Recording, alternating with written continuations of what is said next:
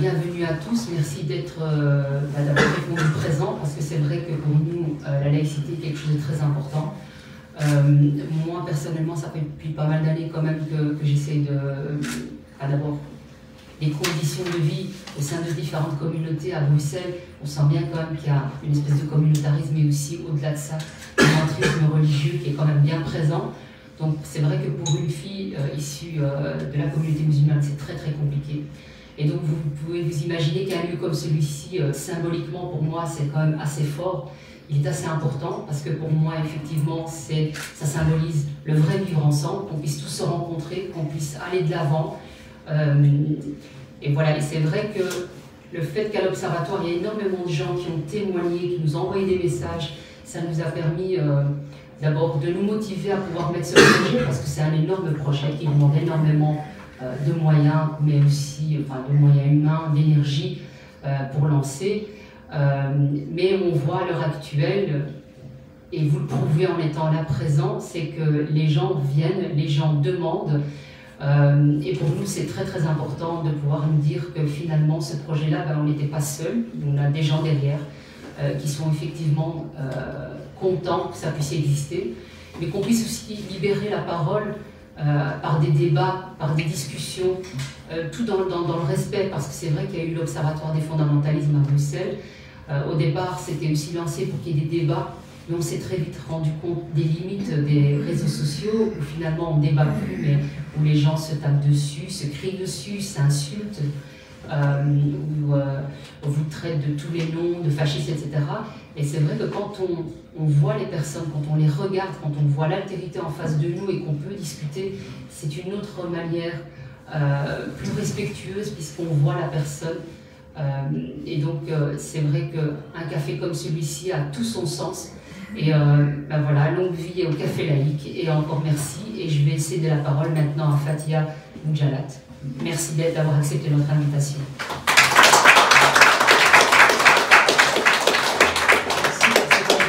Merci pour cet honneur, et vraiment merci à vous de vous être déplacés en plus un vendredi soir, et certains de loin, de Savoie quand même. Donc, merci infiniment. Il y a d'autres Français dans la salle? Oui, moi oui, Bretagne. Ah. On va bien s'entendre.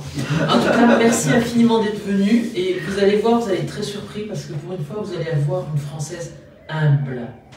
Je ne vais pas essayer de vous prouver que notre système est meilleur, je suis convaincu, mais je suis assez poli pour ne pas vous le dire. Je n'ai pas le mot laïcité tatoué sur ma poitrine, ce n'est pas une obsession, ce n'est même pas une fin en soi à mon sens, c'est un levier. Voilà, c'est le moyen pour arriver à quelque chose, c'est toujours comme ça que je l'ai conçu. Et il est toujours intéressant de noter qu'en France, l'école a été laïque avant la République. Les lois de 1881-1882 rendent l'école primaire pour les filles et les garçons de 6 à 13 ans gratuite, obligatoire et laïque.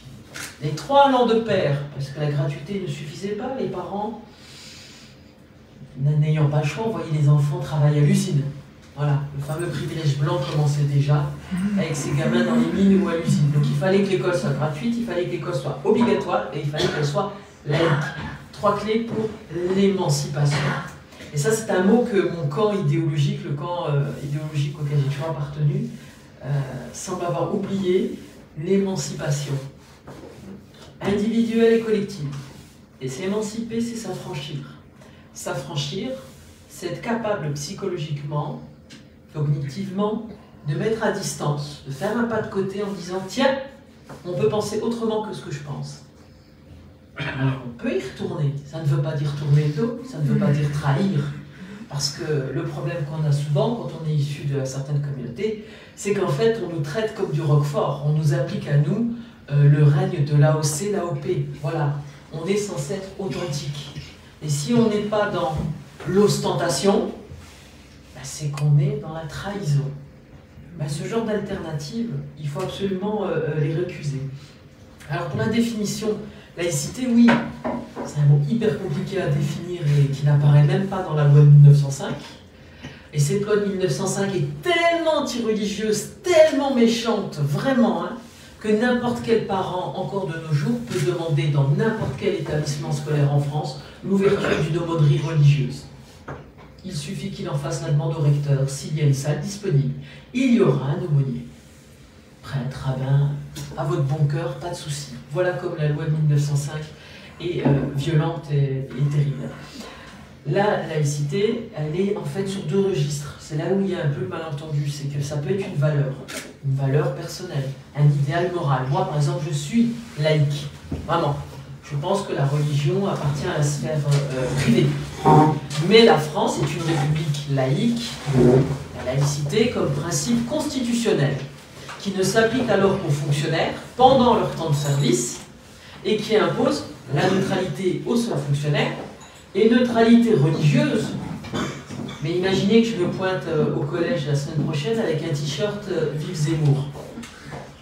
Ben oui, la laïcité, c'est aussi la neutralité politique et c'est aussi la neutralité philosophique. Je ne vais pas me promener avec un t-shirt Vive l'euthanasie, légalisons le cannabis ou autre chose. On a aussi un peu tendance à dire ça. Nous protégeons les enfants d'influence, même si j'ai certains collègues qui, en ce moment, font un sacré boulot pour Mélenchon. Ils oublient leur premier devoir. Le but, c'est que le gamin, quand il arrive à la grille, on ne lui demande pas de se débarrasser de sa personnalité, de son identité, non. On lui demande d'être élève.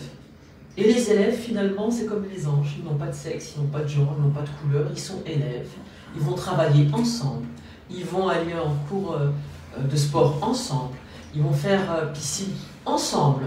Et pas nous présenter, comme il m'est arrivé dans mon collège, d'étranges certificats d'allergie au chlore qui ne touchaient que les filles d'une certaine origine et qui bizarrement s'arrêtaient à l'avant-bras. C'est-à-dire que si elles pouvaient venir à la piscine avec une espèce de combinaison, voilà, elles n'étaient plus du tout allergiques au chlore. Voilà.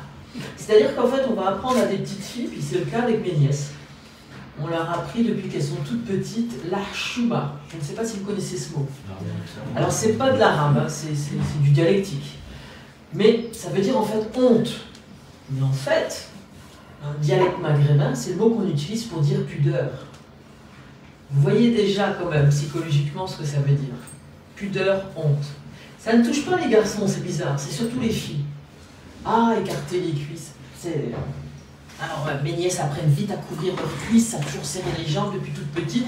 Et quand elles voient que j'ai une robe qui bagne un peu, elles me disent c'est la chouma, il faut remonter. Le corps est le lieu de la chouma. On apprend aux filles que leur corps est une vulnérabilité, un risque pour l'honneur de la famille. On fait, et là ce serait une autre conférence sur le féminisme, on fait de la femme un organe génital total. Ça, c'est pas un organe génital. Et là ne réside pas l'honneur de ma famille, pas plus contre mes cuisses. Alors bien sûr, ça c'est un autre discours, mais réfléchissons un peu. Où c'est qu'on va apprendre des principes de base, parce que je considère qu'ils sont un peu de base, comme l'égalité filles-garçons. Dans l'école publique, je suis attachée à l'école publique, je suis enseignante depuis 18 ans, à Marseille et à Toulouse, et je vais défendre d'ailleurs l'école publique plutôt que l'école privée, hein, même si c'est un sacré business, mais on aura l'occasion d'en parler. Je vais vous faire passer juste cette image, c'est une caricature parue dans l'assiette au beurre. Et vous voyez un enfant qui est tiraillé entre deux puissances néfastes. La bonne sœur Cruchot, qui veut guider vers l'église, et une Marianne absolument repoussante, qui essaie de le tirer vers l'Amérique. Voilà comment a été perçue la laïcité. C'est-à-dire qu'elle devait protéger l'enfance du nationalisme comme de la religion. Et à cette époque-là, vous voyez, ce n'était pas spécialement l'islam ou le bouddhisme, c'était bien l'Église catholique qui contrôlait absolument tout. Les baptêmes, les mariages, les naissances, les morts, l'éducation. Voilà. Alors si vous voulez juste regarder pour vous montrer quand même d'où on parle, et que ça s'inscrit dans une histoire. Et cette histoire de laïcité qui s'enseigne surtout à l'école, parce que, surtout depuis l'adoption de la loi de 2004, qui est décriée par une association de profs gauchistes qui s'appelle les Émancipés, LOL, et qui dit que c'est une loi raciste, Cette loi de 2004 qui est l'aboutissement des travaux de la commission Stasi et qui interdit le port de signes religieux ostentatoires à l'école, en fait jusqu'à 18 ans. À l'université, vous pouvez porter ce que vous voulez. Tenue de Batman, le hijab, absolument ce que vous voulez. Ça c'était à 18 ans et c'est logique. Même les élèves de BTS dans un lycée, même les élèves en formation au Greta dans un lycée, pourront tout porter le hijab ou ce qu'ils veulent, la kippa, ce qu'ils veulent, parce que c'est logique. À 18 ans, si on vous donne le droit de vote, c'est qu'on considère que vous êtes responsable, capable de vous forger une opinion. Donc on n'a plus à vous protéger de ces influences-là. Donc vous voyez comme elle est pensée, la loi de 2004, dans cette intention encore de protection des influences. Pendant une journée, pendant quelques heures, un élève sera un élève et l'école aura ces deux missions confirmées par le Code de l'éducation en France, transmettre des connaissances et transmettre également les valeurs de la République. Voilà, on a un lien différent. La Belgique et la France, on n'a pas la même histoire, on n'a pas la même organisation politique, on n'a pas la même conception de l'État-nation. Vous, jacobins, centralisateurs, vous, le fédéralisme, et ce fameux communautarisme. Voilà. Certains aiment bien vous faire croire qu'en fait, en France, on est très intolérant, très méchant, très raciste, très islamophobe, et que surtout, on ne supporte pas la diversité. Voilà. Et on emploie, en faisant mine de les confondre, le terme multiculturalisme et multiculturalité. La France est une terre multiculturelle. J'en suis la preuve. C'est empirique. Et ce n'est pas les indigènes de la République qui ont inventé la diversité. La France a été depuis longtemps un pays d'immigration. Ce n'est pas eux qui ont inventé ça. Ça, c'est la multiculturalité. Le multiculturalisme, c'est que vous allez donner une assise juridique à cette diversité. Et que, c'est ce qui se passe aux États-Unis et au Canada, mais c'est ce qui va bientôt vous pendre au nez, et c'est ce qui se passe aussi en Angleterre, c'est votre appartenance à une certaine communauté qui vous permet d'exercer des droits. En France, il n'y a pas ça. Il y a l'État et le citoyen. Dans les sociétés, avec par exemple en Angleterre, avec les 85 charia courts, c'est-à-dire les tribunaux familiaux qui statuent en fonction de la charia, ben non. Vous avez accès à des droits en tant que vous participez et que vous appartenez à une communauté, ce qui renforce l'emprise communautaire. Et en fait, on est dans la prophétie autoréalisatrice, puisque le leader communautaire se représente devant le politique comme l'unique interlocuteur, et qu'après, ce leader communautaire se présente devant la communauté comme l'unique interlocuteur, validé et légitimé par les politiques qui sont d'une grande lâcheté. Et on en est arrivé à vouloir entretenir sciemment le flou entre le cultuel et le culturel. Voilà. Le cultuel, le culte. Donc je vais dire quelque chose qui est absolument aberrant. La religion est un choix. C'est pas une donnée anthropologique immuable.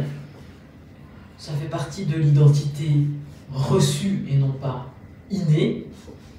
La religion est un choix. Tous les choix peuvent être interrogés, tous les choix peuvent être questionnés, tous les choix peuvent même être moqués pour nous en France. Le degré de pratique religieuse est un autre choix. Si vous optez pour l'orthodoxie, l'orthopraxie, ben, c'est à vous d'en assumer les conséquences. Parce que vous voyez, on est souvent en train de dire, maintenant on parlait beaucoup d'islamophobie, maintenant c'est pas assez inclusif. On parle d'islamophobie de genre. C'est-à-dire que, en fait, c'est un racisme qui vise spécifiquement les femmes musulmanes orthodoxes. Mais on efface le mot orthodoxe, en fait, hein, parce que c'est censé être que des femmes dans l'authenticité de leur piété. Non, on va être absolument clair. Imaginons, c'est un exemple que je donne souvent, vous êtes un juif très pratiquant, vous postulez pour travailler dans une pizzeria. Le jour où le type réalise son plus gros chiffre d'affaires, c'est le samedi, et vous, le samedi, vous refusez de travailler. Le type ne vous embauche pas. Il est donc antisémite. Canada, les Sikhs ont obtenu le droit de ne pas avoir à porter de casque, que ce soit à moto ou que ce soit sur les chantiers automobiles.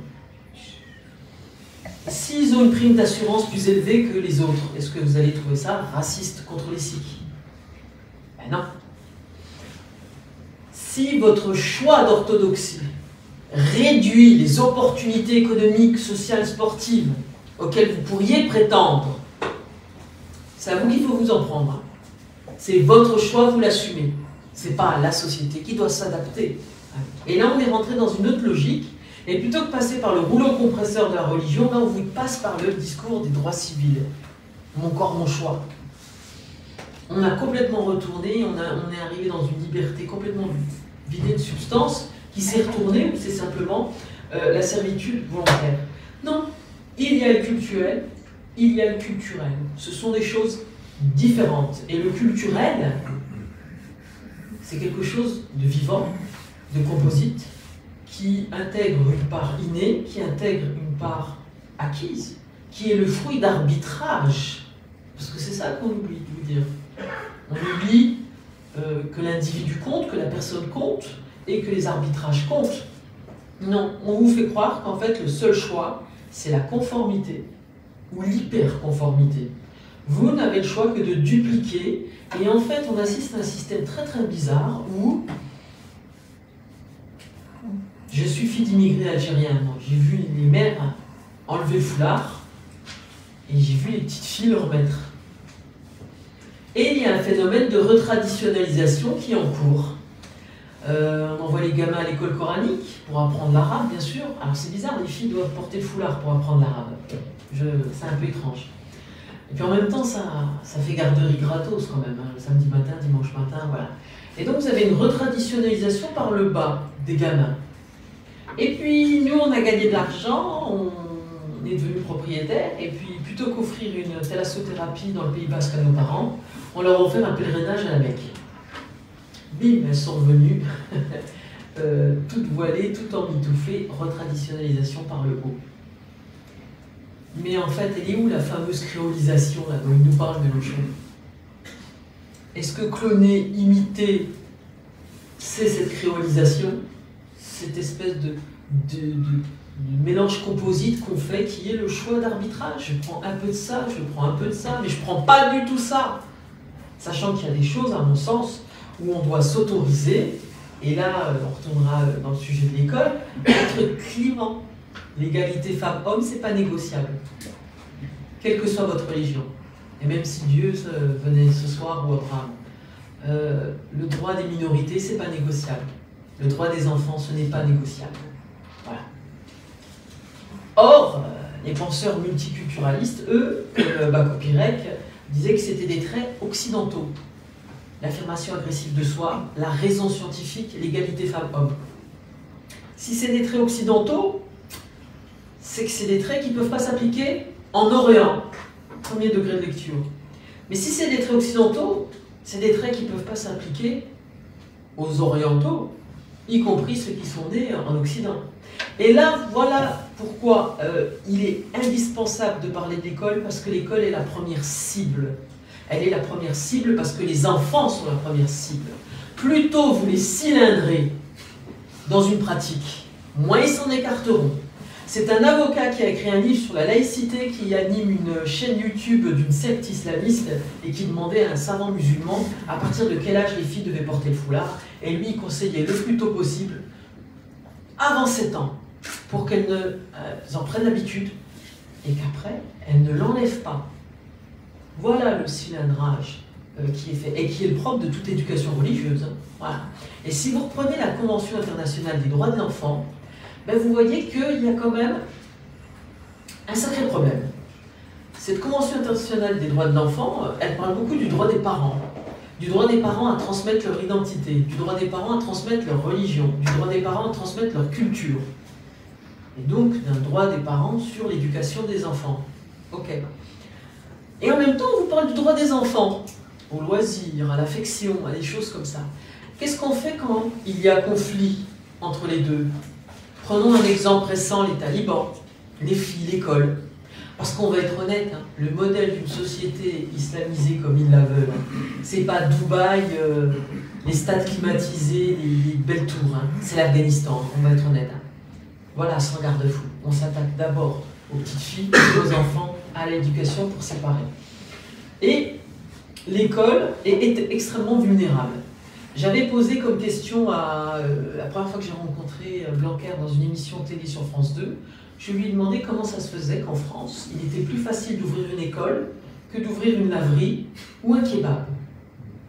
Pour rouvrir une école, vous aviez simplement à écrire une lettre au recteur ou au préfet en disant « Coucou, j'ouvre une école, il y aura un extincteur, je ne diffuserai pas de porno. » C'est tout. Alors, il y a eu la loi Gatel, il paraît que ça a changé. Maintenant, il faut l'autorisation. Puis maintenant, il y a un petit peu plus de contrôle, notamment sur l'enseignement en famille. Parce qu'on va être honnête, on n'a pas de radicalisés élèves très rarement. Ils restent à la maison, enseignement en famille. Par contre, ce qui maintenant est devenu terrible, et je mesure l'évolution depuis que je suis enseignante, c'est la bigoterie. On a des gamins qui sont devenus d'une bigoterie, terre plate, vous avez droit à tout. Dieu décide quand vous vivez, quand vous mourrez, contestation de la science, opposition, voilà. Je me dis que, spécial dédicace à vous, c'est un peu comme ça que devaient penser les petits Bretons, 19e siècle, avant que la loi soit imposée. Voilà, c'est une bigoterie. Je ne suis pas la paranoïaque qui va vous dire que derrière chaque gamin musulman se cache un djihadiste en puissance. Non, absolument pas. Et ma vie, c'est pas comment j'ai échappé à des barbus. Pas du tout. Mais il y a des effets. Des effets. Nous, enfants d'immigrés, on porte l'histoire, la mémoire, de pratiques différentes de l'islam. Quand il n'y avait pas d'halal, on n'a pas mangé halal. Après, il y a eu de halal, on a mangé du halal. Et maintenant, on vient d'apprendre qu'il y a même des pulls halal. On ne savait même pas. Voilà. Ça date. Juteux business, le capitalisme, voilà, tout se mélange. Mais ces gamins qui sont comme ça formatés, eux, ils n'ont pas la mémoire d'une époque où ils n'étaient pas aussi zélés dans l'application religieuse. Et ils n'arrivent pas à prendre cette distance, ce pas de côté dont je vous parlais. Or, l'école publique, c'est le lieu, l'espace où on peut se rencontrer, à condition bien sûr qu'il y ait de la mixité. Et quand je dis mixité, c'est pas simplement social, c'est mixité ethnique. Disons les choses. À Marseille, il m'est arrivé 2 ans, le matin, j'étais dans un bahut où il n'y avait pas 5 élèves blancs. Collège Versailles. Situé dans un cul-de-sac à côté d'une autoroute, d'une décharge, d'une déchetterie. Des grilles, j'en avais pleuré, j'avais jamais vu un collège comme ça. L'après-midi, j'étais au collège Olympe de Gouges, à Plan-de-Cuc. Il n'y avait pas 5 élèves noirs. Ou arabes. Ouais, c'est peut-être du vivre ensemble, hein, de loin. C'est peut-être du vivre ensemble. La mixité, plus une école laïque qui assume de dire que pour la connaissance du vivant, que pour agir sur l'environnement, la science est supérieure à la foi, voilà une école qui va permettre d'accueillir et de dédramatiser la divergence de genre, de sexe, de sexualité ou de religion. C'est pas en confortant les gens, en les mettant qu'avec des gens qui leur ressemblent, que ça se passera. Et le souci avec la religion, et surtout, je peux vous parler des évangélistes, mais en même temps, je préfère vous parler de ce que je connais le mieux, c'est qu'il y a un effet cliquet. Montrez-moi un seul pays ou une seule ville ou une seule école où dans la même école, vous aurez des filles voilées, des filles pas voilées et traitées de la même façon. Montrez-moi un seul pays où on peut porter le voile et l'enlever, sans conséquence. Alors oui, le choix libre, hein, la fameuse campagne de l'Union européenne, ma liberté dans le hijab, ma joie est dans le hijab, ça on pourra en parler quand vous voudrez. Si vous regardez la CEDH, la Cour européenne des droits de l'homme, la loi de 2010 votée en France pour interdire de se couvrir complètement le visage, l'État français avait sorti comme premier argument celui de la sécurité. On doit pouvoir voir les visages par sécurité.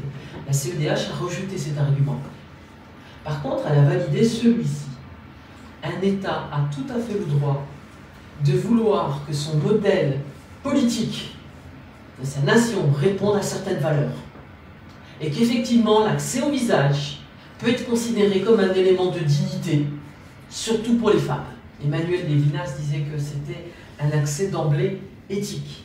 Donc encore là, vous voyez, le champ est très différent, que ce soit la loi de 2004, la loi de 2010, elle n'empêche pas les gens de pratiquer leur religion. On est toujours en train de vous dire que j'avais rencontré une animatrice de Molenbeek qui venait à Toulouse et qui a commencé par dire devant les Toulousains que la laïcité française, c'est la neutralité, vous n'avez pas le droit de montrer votre religion dans la rue. Mais vous pouvez vous mettre une plume dans le derrière dans la rue en France. Il n'y a pas de problème.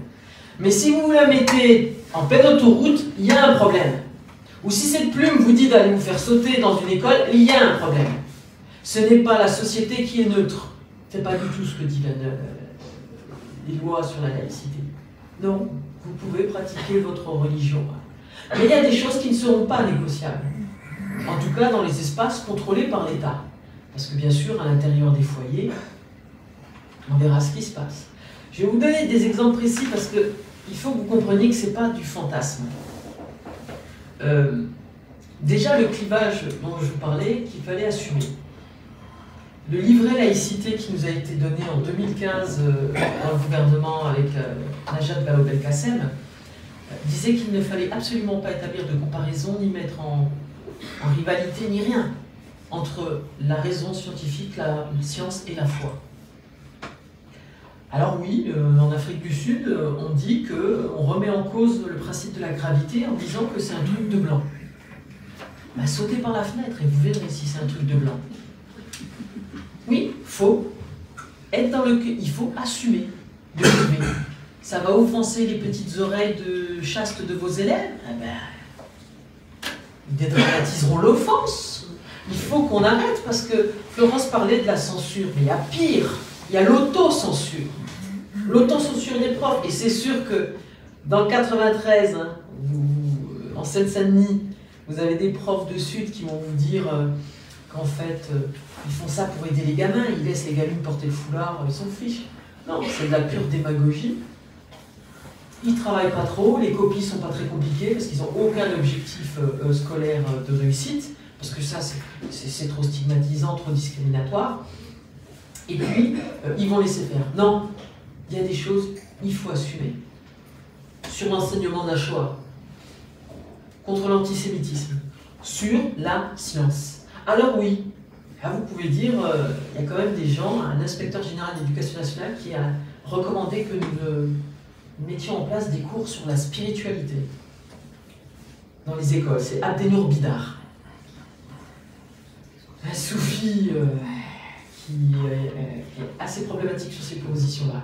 On nous a aussi dit qu'on devrait parler de la mort aussi dans les écoles françaises, parce qu'on doit parler de tout. En fait, on doit faire le boulot des parents, mais sans votre autorité. Voilà. Super, qu'est-ce qu'on va dire sur la mort? Ben oui, si ça vous aide à vous sentir mieux, de vous dire que vous irez dans un paradis, oui, la foi est supérieure à la science, pas de souci. Mais pour aller sur l'espace, dans la Lune, non, la science est supérieure. Pour trouver un vaccin, la science est supérieure. Et non, la médecine islamique, c'est cool, mais les saignées, c'est interdit en France. Exercice illégal de la médecine, et c'est des choses qui se sont produites plusieurs fois. Voilà. Je vais vous donner d'autres exemples. École maternelle, goûter d'anniversaire. Une gamine n'est pas invitée. La jeune fille qui organise l'anniversaire lui dit « Ta mère n'est pas voilée, c'est pas une vraie maman. » Elle n'a pas dit « Ta mère n'est pas voilée, c'est pas une vraie musulmane. » Elle dit « Ce n'est pas une vraie maman. » Quand vous voyez que vous vous habituez à ce que les femmes soient toutes couvertes, et c'est ce que dénonçait par exemple un grand critique, Brian Berry, du multiculturalisme. Dans les sociétés multiculturalistes, les plus laxistes, jamais jamais n'apparaît un courant libéral. C'est toujours le courant orthodoxe qui en sort renforcé. Et si on prend l'exemple de l'Angleterre, reprenons l'exemple de l'Angleterre, c'est 85, tout comme il y a des tribunaux rabbiniques, hein, à New York, au Canada, pour divorcer. Bienvenue. De toute façon, dès qu'il s'agit d'emmerder les femmes, toutes les religions s'entendent, ça c'est entendu, ça on est tous d'accord là-dessus. Ces tribunaux qui rendent la loi en fonction de la charia, c'est-à-dire une femme héritera la moitié d'un homme, un témoignage d'un homme vaut... Enfin, si vous êtes une femme, il faut 2 témoins. Parce que le témoignage d'une femme vaut la moitié d'un homme. Voilà. Vous n'êtes pas obligé d'y aller à ces tribunaux, bien sûr. vous n'êtes pas obligé de vous y rendre, il y a les tribunaux de la couronne. Mais si vous êtes dans un quartier ultra ghettoisé à 99%, vous allez passer pour quoi si vous préférez vous adresser à la justice des mécréants qu'à la justice de votre communauté? C'est pareil pour les écoles. Vous allez passer pour quoi s'il y a une école religieuse plutôt qu'aller dans une école publique? Sachant qu'en plus là se rajoute l'OCDE qui considère que en dégradant la qualité du service public de l'école publique, bah, ça va pousser les parents exigeants à mettre leurs gosses dans le privé, là où c'est sélectif, et donc vous allez faire d'un coup une source de revenus. C'est un juteux business l'école. Ça a été évalué à une somme supérieure au marché du pétrole mondial.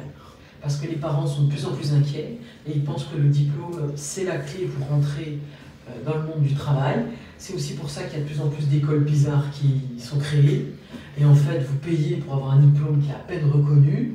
Ça a été le scandale des universités sans formation aux États-Unis. C'est ce qui va arriver aussi en France. Voilà la certification. Parce qu'il faut avoir un diplôme, tant pis, quel que soit le prix. Mais que ça coûterait cher de faire cours aux enfants pour qu'ils comprennent, pour qu'ils progressent. Ça coûterait trop cher. Et que vous pourrez faire ce que vous voulez dans une école ultra ghettoisée, où la langue française n'est pas parlée par les parents, où même les profs adaptent leur niveau d'exigence au public qu'ils ont, ben, c'est pas comme ça qu'on progresse. On progresse quand il y a la mixité, et une mixité efficace et qui profite à tout le monde, c'est pas 50-50. C'est 75, blanc CSP+, 25, pas blanc CSP-. Je vais vous dire des choses extrêmement crûment, et ça, c'est effectivement tiré de mon expérience de 17 ans à Marseille ou à Toulouse ou encore maintenant. L'école est vraiment la cible prioritaire. Prenez l'exemple des journées de retrait de l'école. Est-ce que vous en avez entendu parler, vous, en Belgique, il y a quelques années? Donc une zinzin qui s'appelle Fadila aussi, je crois. Non, pardon, Farida Belhoul, et qui est sur les chaînes de Soral. Voilà.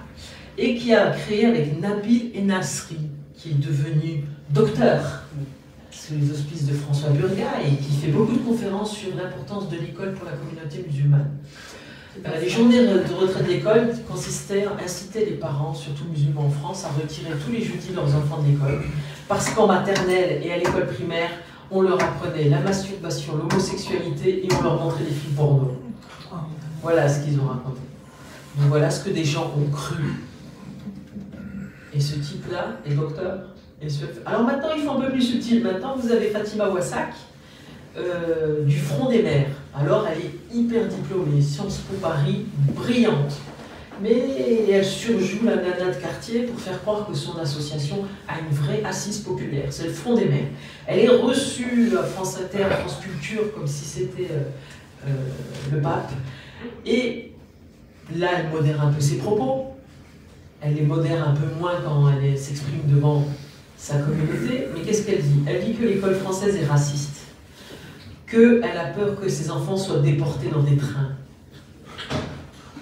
Elle a comparé l'école française au film La vie est belle.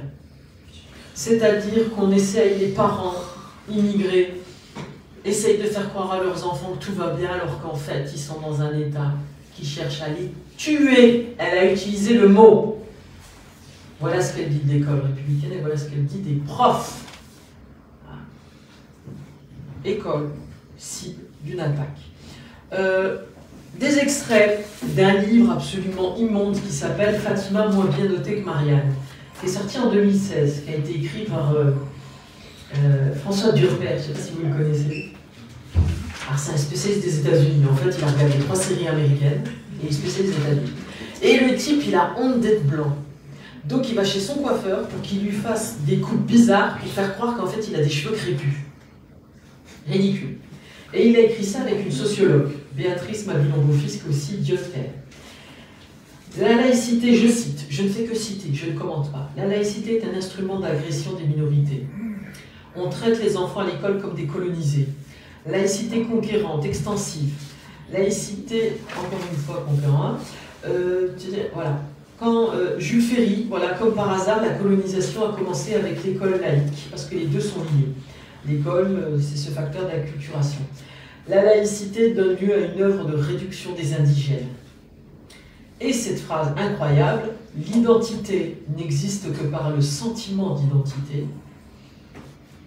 et ce que l'on peut nommer également l'ethnicité. Et celui qui prononce cette phrase, c'est un sociologue, Mukieli. Celui qui dit qu'en fait, les jeunes, ils ne sont pas plus sauvages maintenant qu'avant, il n'y a pas plus de délinquance, il n'y a pas plus de trucs. Là, il s'est illustré en étant anti-pass et anti-vax, donc il s'est un peu ridiculisé, voilà.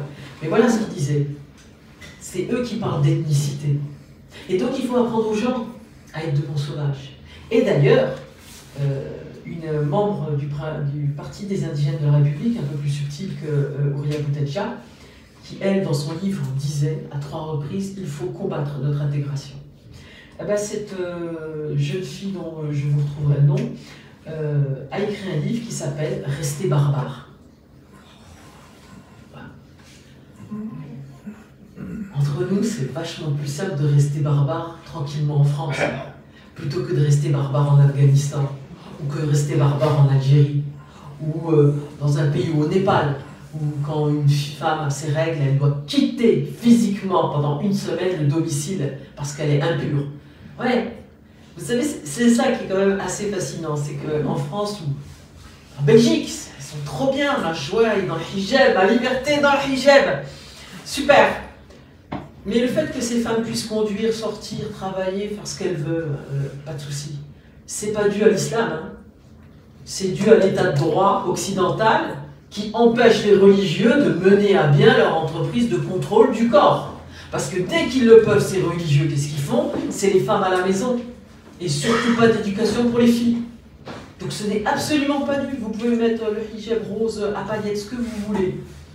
C'est l'état occidental, l'état de droit et les valeurs occidentales. Égalité, bien sûr, qui est toujours à conquérir. Hein. C'est pas la laïcité qui a apporté l'égalité femmes-hommes. Hein. On va pas être naïf.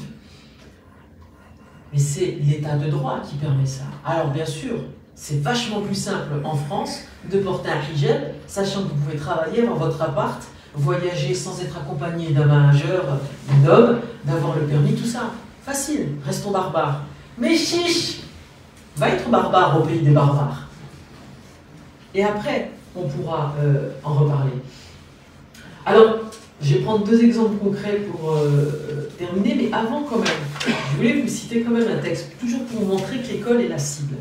Alors ce texte, il est public, voilà, ça s'appelle « Stratégie de l'action islamique culturelle à l'extérieur du monde islamique ». Il a été adopté au sommet de Doha, dans l'État du Qatar, en 2000. C'est l'ISESCO, I-S-E-S-C-O, c'est accessible. Voilà ce qu'il dit. Il parle d'identité civilisationnelle. Comment maintenir l'identité civilisationnelle de la Oumma dans des sociétés pluriconfessionnelles, c'est-à-dire des sociétés où les musulmans ont émigré. Et donc, qu'est-ce qu'ils vous disent? La préservation de cette identité, je cite, hein, la préservation de cette identité exige dès maintenant une éducation islamique appropriée et saine. Des programmes judicieusement élaborés ayant pour objet la conscientisation. On va apprendre aux barbares à être des barbares. Alors, elle est où la créolisation là? La culturation, l'orientation, la protection sociale suivant la lettre et l'esprit de l'islam.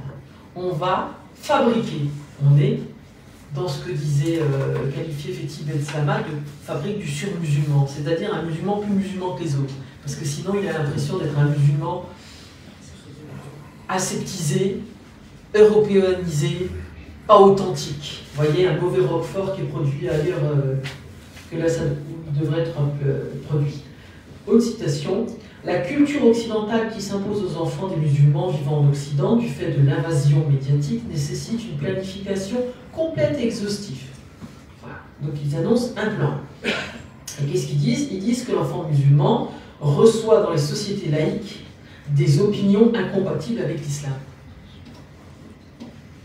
Peut-être que l'antisémitisme est interdit? Peut-être l'égale dignité fille-garçon? C'est quoi ces opinions incompatibles avec l'islam? Et surtout ce passage-là, l'occidentalisation méthodique des enfants des communautés musulmanes au moyen de la scolarisation et des médias.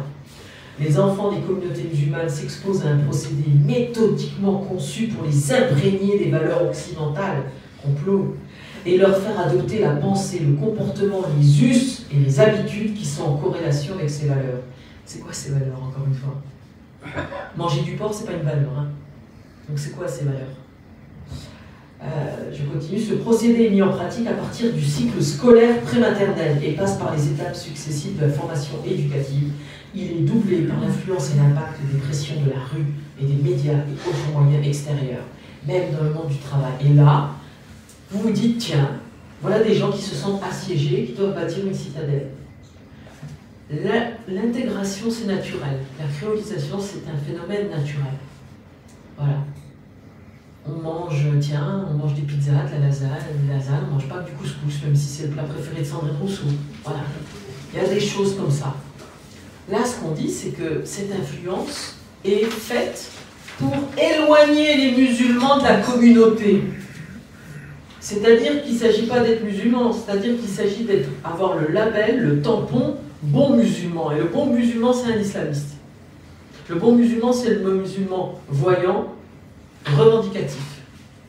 Alors, moi, à la rigueur, moi, ça ne me gêne pas, les gens font ce qu'ils veulent, je me fiche complètement. Mon livre s'appelle Combattre le voilement, il ne s'appelle pas Interdire le voilement. Sauf que, deux choses. Vous savez qu'en France, il a fallu attendre les années 80 pour qu'on s'intéresse aux enfants en leur donnant une personnalité juridique. C'est-à-dire qu'avant, les parents pouvaient pratiquement les massacrer et voilà, l'enfant était la propriété des parents. Et à partir des années 80, ils ont mis en place une commission présidée par Jacques Barrot qui a essayé de réfléchir à ce qu'étaient les violences faites aux enfants. Et on a élaboré maintenant, par exemple, les violences éducatives ordinaires. On n'a plus le droit de mettre de fessées, par exemple. Voilà. Mais parmi ces violences, il y a le manque d'amour, l'absence de loisirs, et il y a aussi les exigences éducatives disproportionnées. Moi, quand j'étais à Marseille, les gamins commençaient à faire le ramadan à partir du CP. Moi, c'est ce que j'appelle une exigence éducative disproportionnée. Et ça, c'est ce que je vois souvent chez les élèves qui sont très bons en 6e et en 3e. C'est pas pourquoi. Leur résultat divisé par 2, ben si, pourquoi? Parce qu'un enfant ne cherche qu'une chose, c'est à plaire à ses parents. Et il sent qu'il peut plus, qu'il fait plus la fierté de ses parents par l'hyperconformité religieuse que par la réussite scolaire. Ça, c'est ce qui se passe en France. Alors bien sûr, il y a aussi une islamisation des élites. Hein, il y a aussi des médecins, des avocats, et eux, ils ne sont pas dans cette même logique-là. Hein, pour les autres, c'est le cas. Eh bien là, moi, je suis pour interdire le voilement des fillettes, parce que j'en ai vu porter, et c'est pas en Algérie que je les ai vus, c'est en France. Le voilement des fillettes, parce que c'est une exigence éducative disproportionnée. Et qu'on a le droit, on doit protéger les enfants, et qu'il va falloir qu'on comprenne que les enfants ne sont pas la propriété des parents. Et c'est pour ça que je milite pour qu'on remplace l'expression autorité parentale par l'expression responsabilité parentale. On a des devoirs vis-à-vis des enfants avant d'avoir des droits sur eux. Et ça va de pair avec tout, toute la réflexion sur les violences, l'inceste, ce que vous voulez, sur le formatage religieux. Vous apprenez à votre gamine depuis toute petite que les garçons sont dangereux, qu'elle porte l'honneur, que son corps est le récipiendaire de l'honneur de la famille. Ben, c'est simple, vous lui mettez des œillères, et les œillères, ça n'empêche pas d'avancer, pas de souci. Hein. Les bœufs avancent, les chevaux avancent avec les œillères. Mais on ne les laisse plus faire le choix, il n'y a plus de libre choix. Et quel est le choix, si on vous explique que c'est l'enfer si vous êtes impudique, le paradis si vous êtes pudique? Ben voilà, ben vous avez des filles qui ne veulent pas se mettre à côté des garçons. Pourquoi avant il y avait beaucoup de colonies de vacances? Moi je viens d'une cité urbaine, une ZUP, et ma rue, ça s'appelait la Cour des Miracles, et j'ai cru que c'était un compliment. Avant que je découvre ce que ça voulait dire en fait, la Cour des Miracles. Ils ont détruit tous les immeubles de ma rue, ils ont carrément effacé le nom de la rue. Pauvre Gabriel Fauré qui vraiment n'y était pour rien. Ben, il y avait ces colonies de vacances. Les instituts n'en font presque plus. Pourquoi? Parce que les parents nous cassent les bonbons, mais vraiment, avec des exigences insupportables. Donc déjà, ils sont tous persuadés que les profs sont tous pédophiles, donc il y a un système de surveillance. Les garçons ne doivent pas être assis à côté des filles. Attention, il faut qu'il y ait une femme qui s'occupe des filles, qui supervise les filles. Et attention qu'il faut du halal et du machin. Plein le dos. On fait plus de colonies de vacances. Encore un morceau d'expérience qui disparaît. Et pour ceux qui se diraient, ah là là, elle est obsédée par l'islam, mon physique aurait pu vous guider sur les motifs qui font que j'en parle plus, ben, je ne vais pas vous parler des juifs, puisqu'il n'y a pas de juifs dans les écoles publiques en France. À part dans les bahuts de centre-ville hyper protégés. À tel point qu'on a une sénatrice écolo, Esther Benbassa, qui a répondu à un site islamiste qui s'appelle ouma.com et qui a dit que depuis que les parents juifs scolarisaient leurs enfants dans des écoles juives, il y avait moins d'antisémitisme dans les écoles.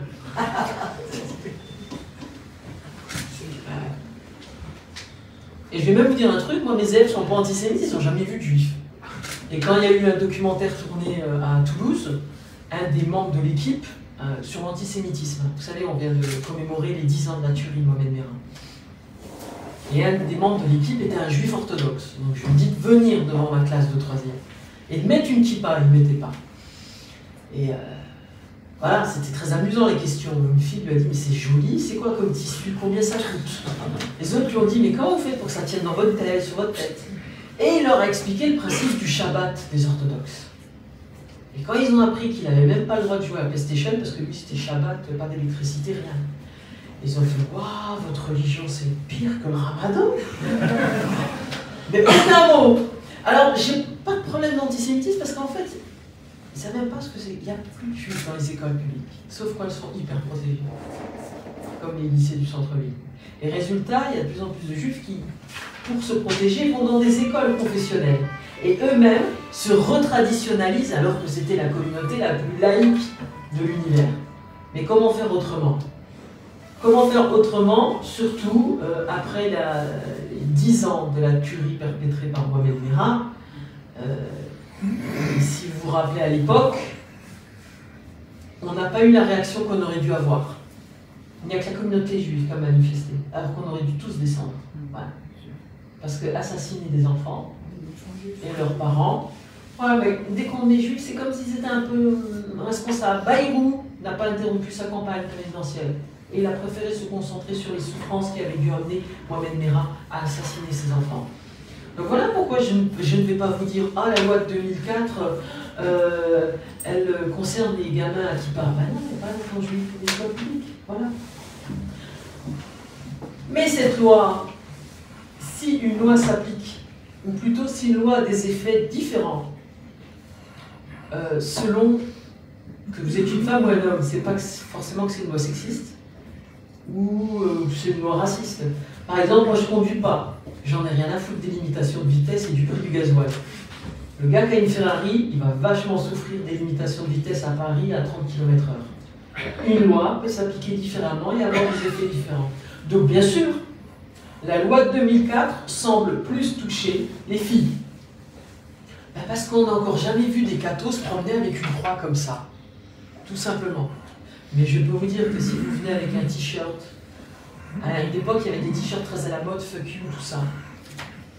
Le principal renvoyait le gamin à l'école pour qu'il se change. Voilà. Et cette loi a été une loi de pacification. On nous avait dit qu'elle mettrait le feu. Ça a été tout l'inverse. Et les filles, quand elles sortent, elles peuvent remettre le foulard. Il n'y a pas mort d'homme. Et elles ont vu que les garçons n'étaient pas là, lubriques, à vouloir les violer à tous les coins de rue. Dans les salles de classe. Ça leur donne cette liberté-là. Et, pardonnez-moi, les femmes font ce qu'elles veulent, elles peuvent choisir elles-mêmes d'être aliénées. Les femmes peuvent être de parfaits agents de leur propre aliénation. Regardez les brigades de la vertu sous Daesh ou en Iran. Il n'y a pas de souci. Avoir un utérus ne fait pas de vous une féministe. Pensez à Margaret Thatcher, c'est simple. Mais ça protège les enfants. On doit protéger les enfants. Et c'est ce que disait un arrêt du tribunal de Montreuil, disant que sur, et ça c'est mon dernier exemple, après je me tairai parce que je parle beaucoup, sur les fameuses mamans qui accompagnent les sorties scolaires. Vous savez, ces pauvres mamans. Parce qu'il n'y a pas d'homme qui accompagne les sorties scolaires, ça n'existe pas. Et cette pauvre maman, j'étais sur LCI et il y avait un gars de France Inter et qui me dit, mais vous vous rendez compte, c'est leur seule sortie à ces mamans. Mesurer la condescendance. Mec, ma mère a le permis, moi je ne l'ai pas. Ma mère, elle voyage toute seule, elle n'a pas besoin de toi pour sortir. Et il y avait Romain Goupil à côté. Mais c'est une balade, ça leur fait une balade. Non, c'est pas une balade, une sortie scolaire. C'est de l'école. Et pour dire qu'on n'avait pas le droit d'imposer la neutralité aux accompagnants scolaires, qu'est-ce qu'a fait le Conseil d'État très courageux et la Commission? Ils se sont basés sur un arrêt voté, un avis du Conseil d'État adopté en mars 1941 sous Vichy, qui n'a rien à voir, qui parlait juste de parents catholiques qui n'étaient pas contents parce qu'on ne reconnaissait pas les diplômes des écoles catholiques. Quel est le statut des parents accompagnateurs? Ben, c'est comme les anges, ils n'ont pas de sexe. Donc je ne dis pas les mamans voilées, moi. Je dis les parents accompagnateurs. Et est-ce que vous laisseriez un type porter un t-shirt Front National accompagné d'une sortie scolaire? Ah non, là vous aurez le réflexe de demander la neutralité. Ou avec une image pornographique. Ah non, là vous aurez aussi le réflexe. Pareil pour le cannabis. Ah oui, là vous auriez le réflexe. Est-ce que les parents ont le droit de fumer pendant les sorties? Non.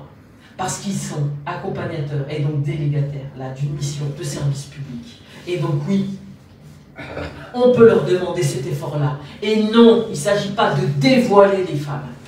Il ne s'agit pas de les dégrader parce qu'on essaie de faire croire qu'on les déshabille pour les mettre au regard. Il s'agit de montrer aux enfants que ce n'est pas grave. Que tiens, je peux porter le voile et je peux l'enlever sans conséquence. Parce que là, c'est l'école. Parce que là, je ne suis pas musulmane, je suis accompagnatrice. Parce que là, tu n'es pas musulman, tu n'es pas blanc, tu es élève. Ben moi, je trouve que ce serait une belle leçon pour les gamins.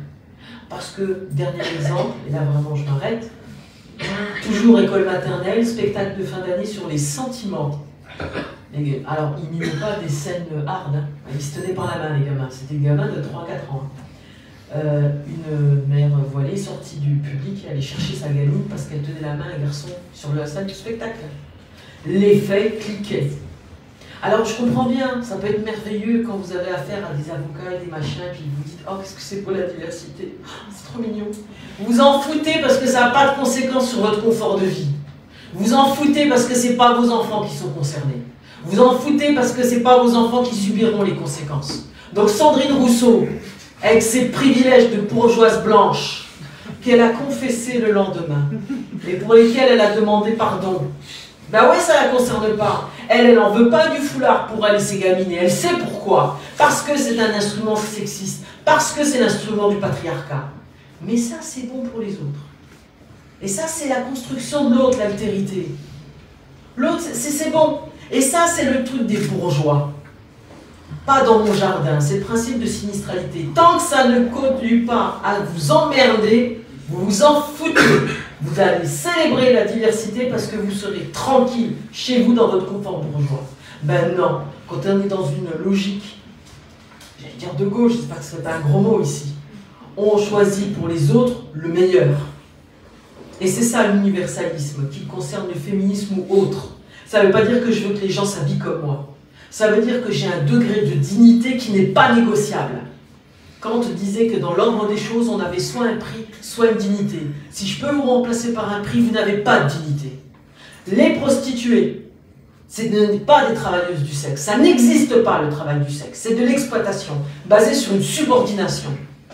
La GPA, ça fait rentrer le corps des femmes dans le droit des affaires. Mon corps, mon choix. Ben non. Quand vous montrez qu'une riche blanche est prête à porter gratos les gosses d'une pauvre, là je vous croirai. Quand vous montrerez qu'une riche est prête à aller tailler des pipes au bois de Boulogne pour 10 €, là je vous croirai. Et un réalisateur de cinéma de gauche m'a dit qu'il trouvait ça plus dégradant de faire le ménage que d'être prostituée. À moi, fille de femme de ménage et café de ben, je lui ai conseillé, et tes deux filles, tu leur conseillerais quoi comme carrière? D'aller au bois de Boulogne? Voilà comment il faut parler aux bourgeois, il faut que ça les concerne. Et l'école, ça porte ce projet d'émancipation. Ça ne veut pas dire, contrairement à ce que disent les indigénistes ou Fatima Wassak, qu'on est là pour dire aux enfants d'avoir honte de leurs parents. Ça, c'est faux. On est là pour leur montrer qu'il y a un consensus scientifique autour de connaissances, dans le domaine historique, dans le domaine des sciences. On est là pour leur faire du sport. On est là pour apprendre à nager. Il y a des enfants qui sortent du collège sans savoir nager maintenant en France. Est-ce que vous vous en rendez compte? Avec les noyades qu'il y a dans les piscines l'été.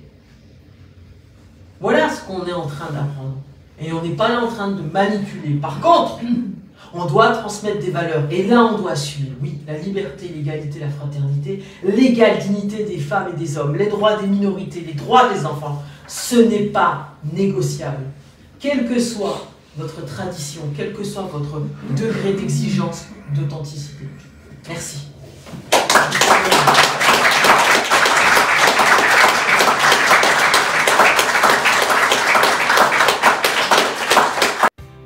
Voilà, si vous avez aimé la vidéo, eh bien n'hésitez pas à la partager, à la liker. Vous pouvez également nous retrouver sur le site internet avec des articles inédits, avec des articles des livres que je vous ai présentés ici. Vous trouverez des citations de livres, vous trouverez des recommandations de lecture beaucoup plus poussées que ce que je peux faire en vidéo. Et vous pouvez nous retrouver également sur tous les bons lecteurs de podcasts, y compris Spotify, Apple Podcast et Google Podcast. Merci beaucoup, au revoir.